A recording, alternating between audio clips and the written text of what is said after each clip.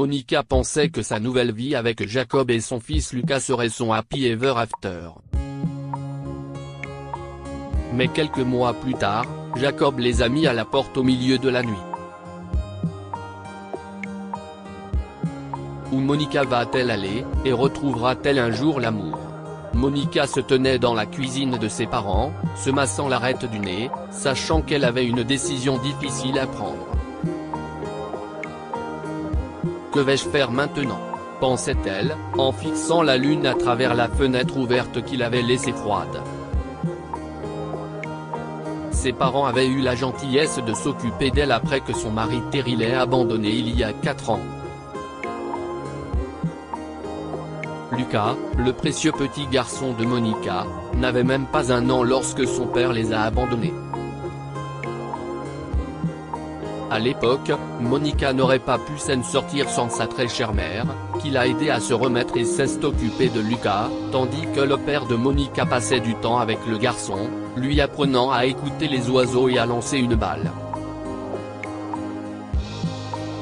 Dans le confort de leur présence, j'ai oublié qu'ils ont aussi des rêves, pensa-t-elle.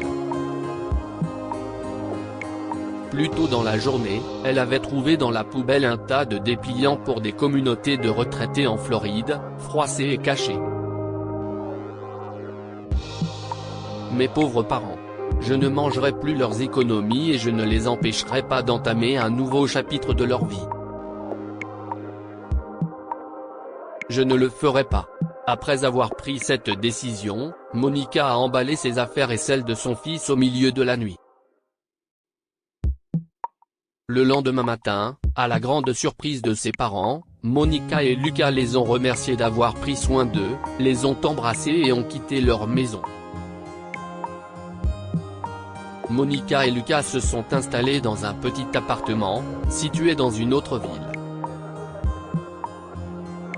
5 mois après, la vie n'était pas du tout facile, mais Monica faisait de son mieux pour s'occuper de son fils.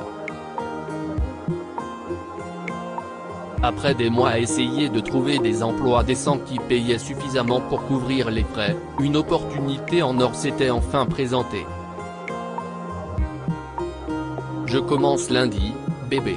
CIST une grande entreprise et maman a un grand bureau pour elle toute seule. Plus grand que notre appartement ? Demanda innocemment Lucas, ce qui a chaleureusement fait rire sa mère et lui a valu un baiser sur la joue. Beaucoup plus grand. Et il y a aussi une garderie. Désormais, tu vas voyager pour aller travailler avec maman. Un détail que Monica a intentionnellement omis est que son patron était un homme gentil, et qu'elle avait remarqué qu'il lui volait des regards pendant leur première tasse de café après l'entretien. Au début, Monica n'y a pas prêté attention. Il était le patron, et elle était un membre de son équipe. De plus, il y avait toujours trop de travail au bureau pour s'adonner à un quelconque caprice de romance. Mais plus le temps passait, plus son charmant patron Jacob commençait à montrer des signes évidents d'attirance. Monica craquait aussi pour lui, et le fait que Jacob aimait bien Lucas a facilité les choses. Après plusieurs rendez-vous et une histoire d'amour éclair dont tout le monde était au courant au travail, Jacob lui a déclaré sa flamme lors d'une fête de bureau. Monica avait appris à devenir prudente sur le plan sentimental, mais elle ne pouvait contenir l'excitation d'une nouvelle chance en amour. Au printemps de cette année-là, Monica et Jacob se sont mariés lors d'une cérémonie assez extravagante. Ils n'auraient probablement pas dû dépenser autant d'argent. Car quelques semaines seulement après leur mariage de rêve, les choses commençaient déjà à se gâter. CIST Lucas, 6 ans, qui est devenu la cause des soucis du couple. Dans tout le bonheur et l'excitation des nouvelles choses, les sentiments accablants et non satisfaits du petit garçon ont fini par être négligés. Lucas, autrefois si gentil, était troublé et ne trouvait pas le moyen d'exprimer sa peur ou son anxiété sans piquer une crise. Jacob, étant le nouveau papa, était à l'origine du malaise de Lucas. Monica et Jacob ont tout essayé, entre les pique-niques et les vacances avec le garçon jusqu'aux séances de thérapie. Mais rien ne semblait fonctionner. Faisons une pause et n'essayons pas d'arranger les choses, bébé. Peut-être qu'on en fait trop alors qu'il faut juste laisser du temps au temps, dit Monica pour consoler son mari. Mais 2 jours plus tard, Jacob a vu Lucas faire quelque chose qu'il ne pouvait pas laisser passer. « Hé, qu'est-ce que tu fais à ma voiture, Lucas ? Arrête ça tout de suite !» Le temps que Jacob court vers sa voiture, Lucas avait déjà fait des dégâts. L'homme était furieux en voyant que le garçon avait forcé toutes les portes de son luxueux SUV. C'était la goutte d'eau qui a fait déborder le vase pour Jacob. Cet homme qui avait jadis choyé sa femme et son enfant, emballait maintenant les affaires du garçon avec colère. Jacob, chérie, qu'est-ce que tu pointes? Je ne veux rien entendre. Emballe juste ses affaires. Je ne veux pas que ton fils vive avec nous. Jacob s'est emporté. Monica était décontenancée par la remarque de son mari. Qu'est-ce que tu veux dire? Où suis-je censé l'envoyer? Tu ne peux pas abandonner notre fils comme ça. Tu sais quoi? Tu devrais partir également. Tu ne me laisseras pas une seconde de répit en étant loin de ton fils. Alors va avec cet enfant ingrat. Jacob a continué à marmonner, repoussant les mains de Monica lorsqu'elle a essayé de le calmer. Où sommes-nous censés aller maintenant, au milieu de la nuit? Monica a demandé au ciel, en regardant son garçon du coin de l'œil. Elle avait presque envie de le gronder. Mais étant sa mère, Monica comprenait la douleur qu'un enfant qui pique des crises cache.